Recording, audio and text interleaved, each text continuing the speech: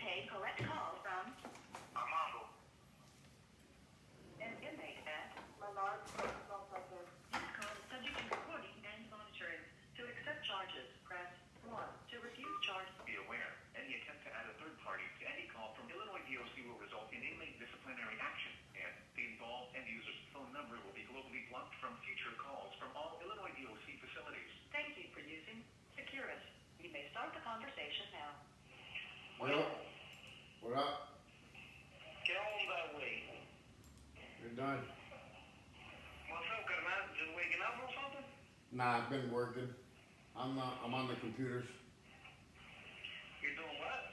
I've been doing some work on the computers. You doing work on computers? You know how to program computers? Yeah, That's what's up, man. just the basics. I'm just doing my YouTube channel and like my workouts for my online clients.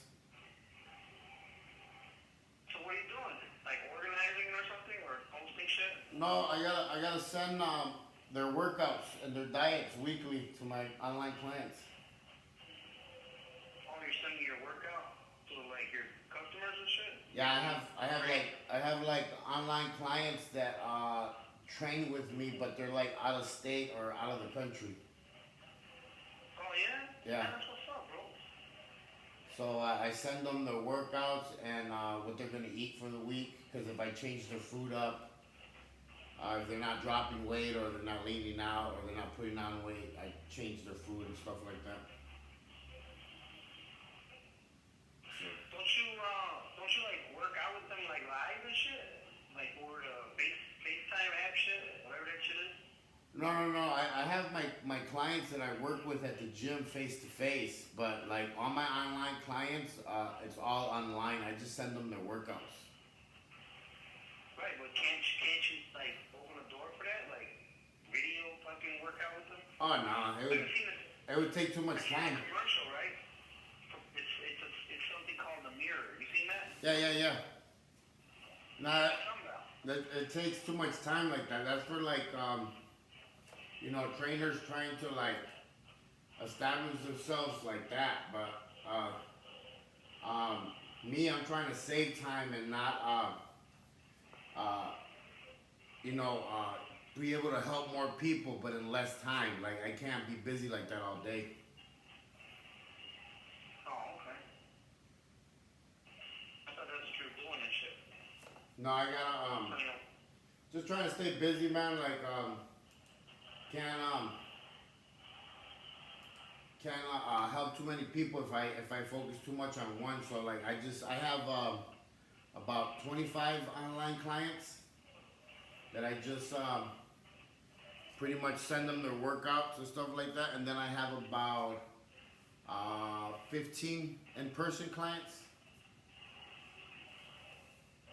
So, do you send them like a list of what to do, or do you send them like a workout video that you made? No. I send them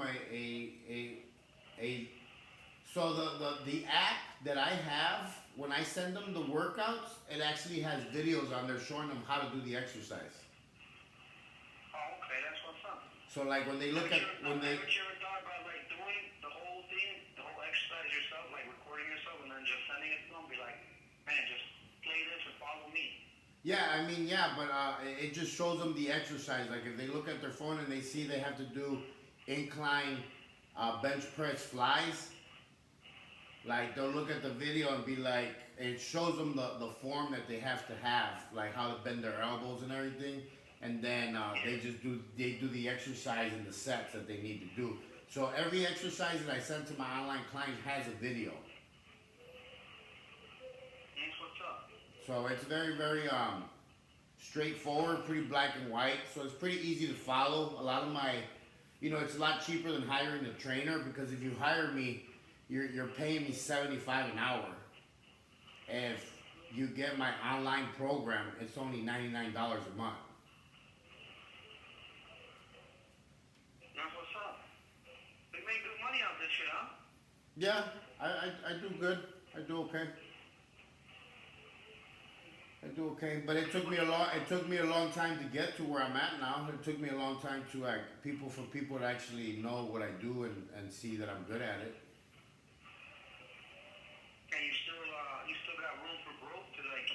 money, making more money at this shit? Yeah, I mean, my main focus is to switch over to completely online, so that way I can start working completely like on my books and finish them up. Oh, that's what's up. Cause once I switch all my clients online, I'll be able to like focus on my. I'm working on 3 books right now. So. Well, why don't you work on one and get one done instead of working on 3 all at the same time? Yeah, I know.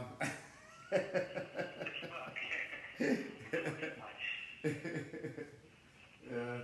Has Pina reached out to you, bro? Who? Pina. He sent me an email saying that he resent the drawings again. Yeah. He sent them to the gym and they told him ain't no fucking Julio here. Huh. He must have not put Ron the Strong there. Or JC.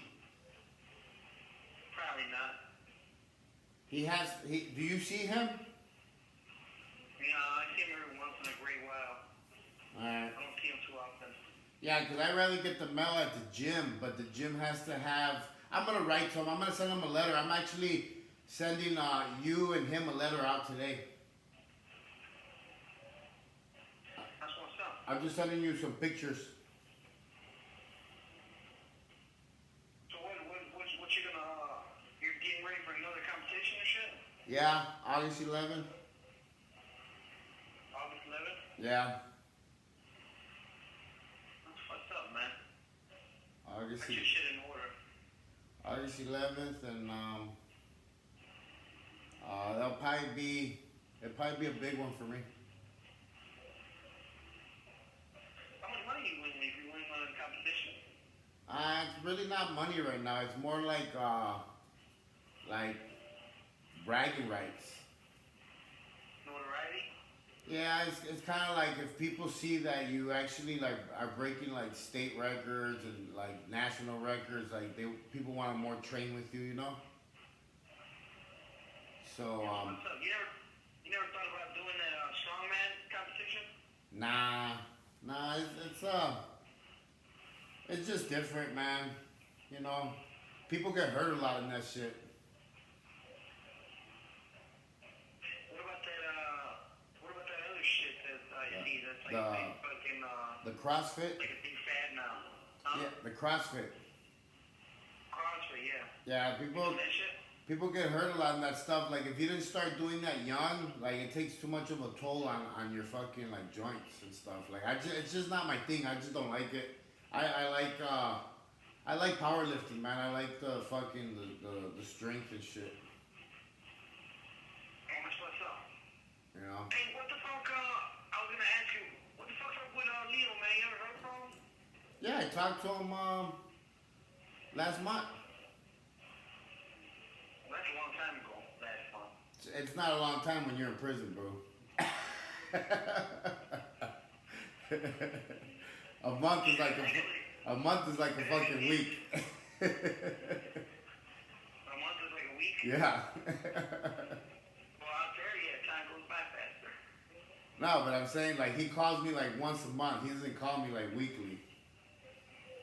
Oh no. Nah, he rather call his girlfriend. Look, I thought you had a wife. You got a wife or a girlfriend? Or wife, whatever she is. Some fucking Russian or Serbian or some lady like that, no? Yeah. No, so I figured. Yeah, I'm trying to find out what's up with him, man, because wifey wrote to him, so I get in touch with him to figure out what the hell he was doing in order to get money for that GoFundMe shit. I told Randy to figure shit out, and she's like kind of clueless as to what to do. Yeah, just like Didn't you, pretty much. So this week I'm gonna repost the link again for where they send the money and all that stuff. And you know, social media, man, is very, very tricky. You gotta know like when to post it, how to post it. That's why like I really haven't called her to kind of like tell her how to do it, because like I don't think that I don't think she's gonna be able to kind of like handle it. You know what I mean?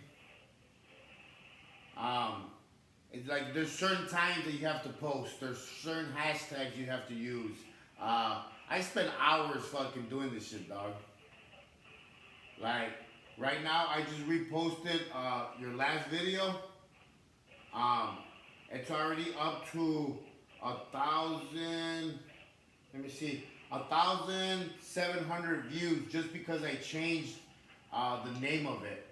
I changed it to Sunday Prison Talks. Sunday prison talk, huh? Yep. So it's like, it's really, really tricky, dude. Like, it's crazy how this shit works, bro, because it's like, so the social media, when people go on there, like, they have a search motor, so they search stuff. You gotta learn how to phrase or say things in order for them to get, like, your video there, so they could see it, like, get their attention. And then the picture has to have, like, a certain picture. So I switched one of the pictures to where it's me and you side by side, and then it has the Menard like sign in front.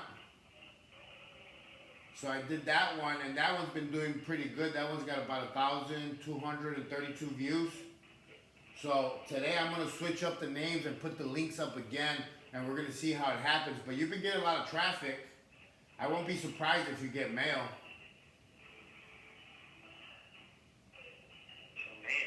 Yeah. I don't know if I'm ready to start writing people. You don't have to. You know what I mean? But like, you know, people are interested in, how you're changing in there and what it is that you're doing to get better. You know? So it's very, very important that on these phone calls, we pick a subject and you kind of talk about it, because that way people could see pretty much what you're doing in there, bro, to like help yourself, because obviously the government doesn't help you get better. Does the public really think that they do that? Yeah.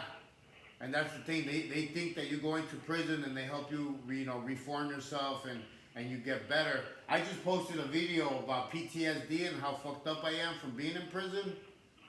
Yeah. And it got a shitload of views, and people were asking me, so you don't get like help in prison? They don't reform you? And I'm like, no, you get more violent. You come out fucking like wanting to stab motherfuckers for everything.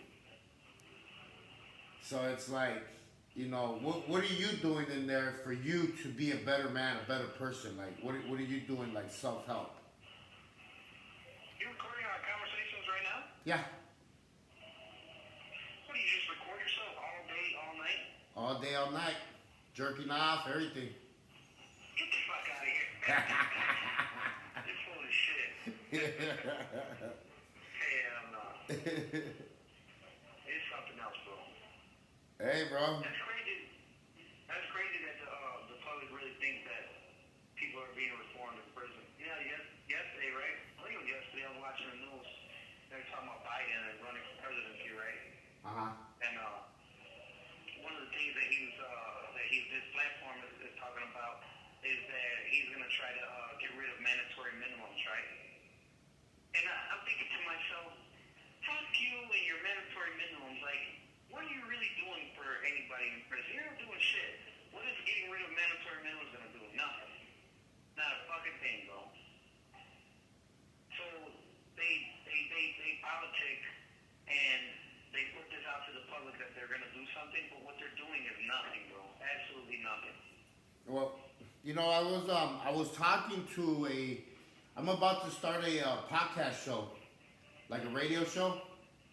Yeah. And I'm gonna be talking to like cops. I'm gonna be talking to like different people. And one of the subjects that I was talking to one of my friends that's a cop, I was telling him how when we first moved to 59th, it was mostly all white neighborhood, and they had that YMCA on 63rd Street, and they had that boys club. that Boys and Girls Club, and there wasn't Yeah. no liquor stores, and there was one liquor store, and it was that Arabic liquor store on, I think it was St. Louis, but by the pizza place, remember? Yeah, you're talking about 59. Yeah, 59. So, you know, it's funny how as soon as the neighborhood changed into being Mexican neighborhood, they closed the YMCA, they closed the Boys Club. There was a liquor store in every corner. How does the city supposedly they have a set amount of liquor licenses they only give, and they can't have more than I don't know, I guess a few dozen in a certain area. But why is it that as soon as it turned into a Mexican neighborhood, there was liquor stores on every corner? That's a good question. You know, so what happens? Why does that change from being white to Mexican? Like, how do they get more licenses and stuff like that? So, like, these are all subjects that I'm going to talk about on my show. I definitely want to be a part of that show. If you can schedule it like on Sundays when I call you, Yeah. I would definitely love to debate some of this stuff with some cops or lawyers or anybody that comes on there, you know, trying to put their 2 cents in about the prison system and urban area. Because like, who knows better than me? I've lived and grew up in an urban area, and I'm actually in prison now. So Well, that's they tell me anything. and that's the thing. Like, you and I are considered experts in this subject. Do you know that? No. We're considered experts in fucking being lowlifes. That's fucked up. I don't want to be an expert. I'm definitely not a lowlife. No, I'm saying, like, we're considered experts in the prison system, and you know, and reforming ourselves, like making ourselves better ourselves, because we didn't get sent to counseling, we didn't get sent to you know, a psychologist, this and that. I read books to actually get better. I watched YouTube videos to get better. That's what I did, bro. I read books on psychology in here, and that's how I figured out why I was going through and why I felt the way I felt when I was a young teen, and then how I woke up to it and realized, like, why I was feeling like that or why I was doing the things I was doing now as an adult after I read these books on psychology, right? Yeah. Which brings me to the point, like, our last conversation last week, you're like, man, I want to talk to you about your childhood, right? And I was thinking about it all week, right? And I was like, man, you know what? I want to talk to him actually about that, about my childhood, and then, you know, bring some things to light about why we were doing what we were doing and why we thought the way we thought at that age, you know? And one of the things, right, Julio, is like, we all live our lives. We all have our own story to tell, right? Yeah. And nobody knows what's going on in our heads, right? Yep. So, for instance, when me and you, when we met in Taxi, and before we were even plugged in the gang or anything, you know, we were just a bunch of young fucking Latinos hanging out in the hood. But, you know, we weren't plugged or nothing. But we gravitated toward each other because we were Latinos and shit, we were Mexican. And then it turned from, you know, just being a little clique of friends to meeting some older gang members that ended up cuffing us and turning us out to BSDs and shit. But, you know, what made me keep coming back? You know what I'm saying? Like, after school, when you went home and I went home, right? I don't know what you were doing or thinking, right? But I can only tell you what I was doing and thinking. You know, I'd go home, bro, and I felt alone. And I had no reason to feel alone. Like, I had a mother and a father. I had a brother and sister. Fuck, we even had a dog in the house. Like, I had, like, what you would call the perfect upbringing as far as, like, a household, right? My parents loved me and shit. You know, I had everything a kid could want. You know what I'm saying? It's not like we were starving or nothing. But there was, like, an emptiness inside. But And it's not like at that time you could talk to, I couldn't go and talk to you and explain to you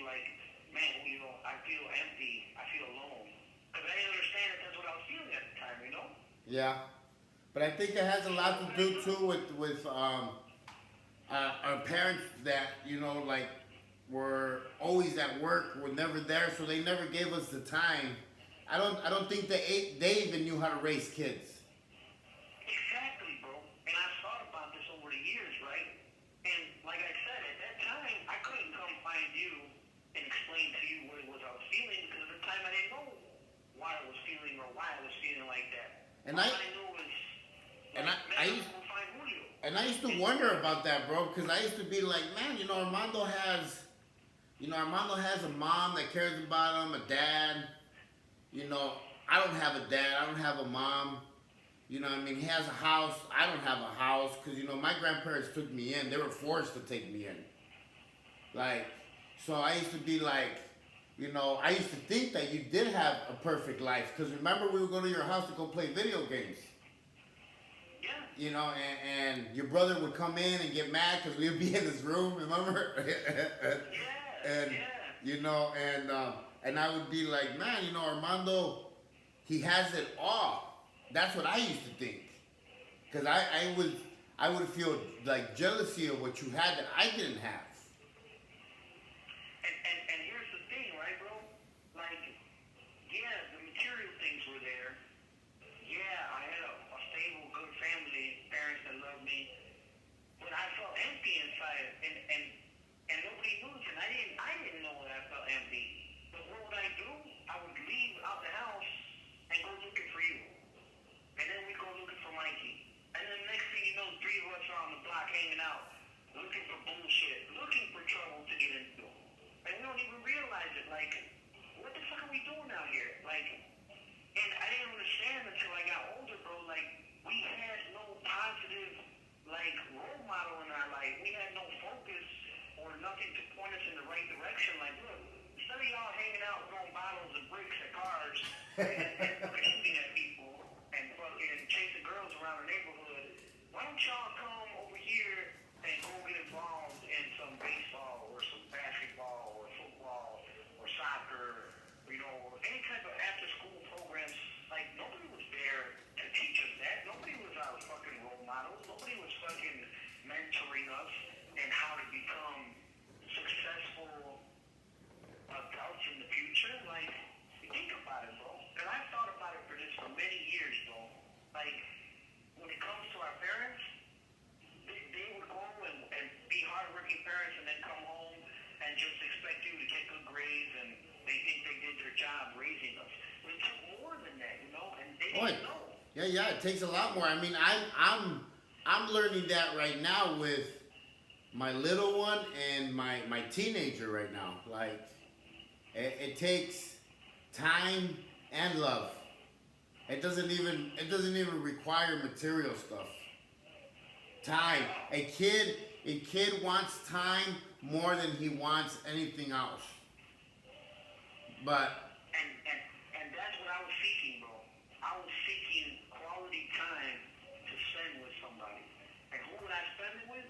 I was spending with you and the rest of the homies. And what would we do? We'd spend our quality time together doing fucked up shit, bro. Yep.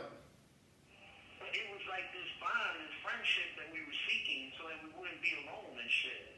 And that's what was fucked up. And that's what I come to realize, like, man, that's what I was searching for. I was searching for somebody to fill that void in my life of being alone.